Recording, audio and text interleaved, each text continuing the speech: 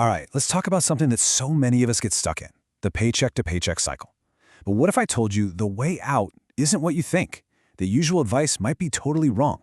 Let's dig into a completely different way of looking at this. You know the feeling, right? It's this relentless cycle. You work so hard, that paycheck hits your account, and poof, it's gone.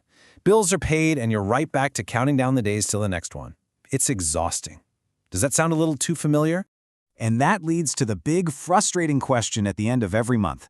Where did all the money go? Seriously, you look at your bank account and it's just baffling. How did it disappear so fast? Okay, so here's where things get interesting. The reason you might be stuck, well, it probably has very little to do with what you've been told your whole life.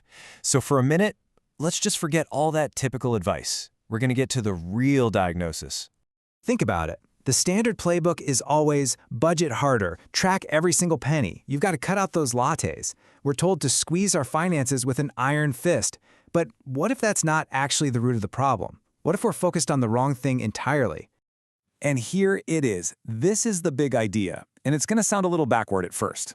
The real problem, it's not that your budget is too loose, it's that your goals are too low. It's not about a lack of discipline, it's about a lack of ambition.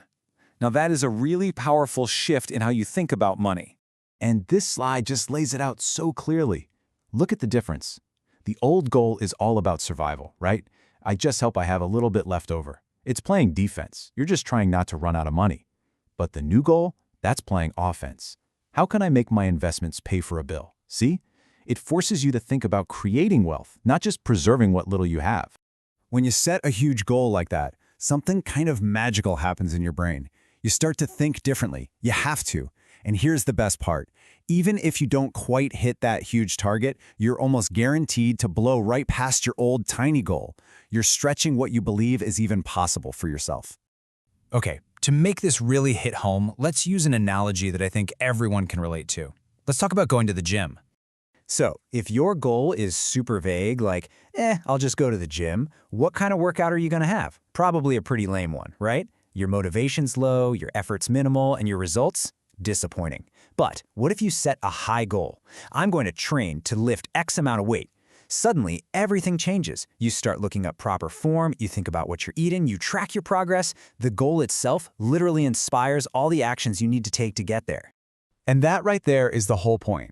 A powerful goal isn't just some finish line way off in the distance. No, it's the engine that gets you there. It's what pulls you forward. It forces you to learn, to grow, to become a different person in a way that a small, safe, I hope I have a little left over goal just never ever will. So, okay, how does this actually play out in your day-to-day life with money?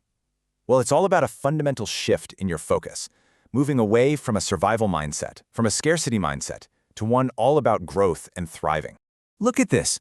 The survival focus is all about fear. How do I not spend everything I have? It's about restriction, anxiety. But the growth focus, that's about curiosity. What do I need to learn to make this happen? It's about expansion. One is about preventing a loss, and the other is about creating a win. Just changing the question you ask yourself, it can literally change your entire financial life.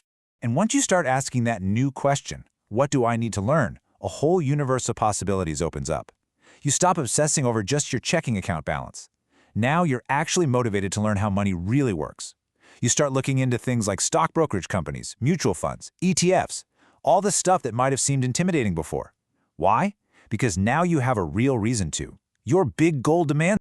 Now, let's be real. Making a big mental shift like this is tough. It can be really hard, especially if everyone around you is still stuck in that old way of thinking. And that brings us to the final crucial piece of the puzzle, your environment, the people you surround yourself with. You know, it's weird, but in a lot of circles, it's almost become a badge of honor to live paycheck to paycheck. It's normalized. People complain about being broke together. But if you want to achieve a higher goal, you have to push back on that. You've got to challenge that whole idea and find a new perspective. So, what you want to do is find a community where people have bigger goals. People who are talking about becoming financially stable, retiring early, or even becoming wealthy. These aren't just get-by goals, they're about building something real. And when you're around people like that, your own big, ambitious goals suddenly stop feeling crazy. They feel normal. And you know what? They start to feel achievable. So I want to leave you with this question.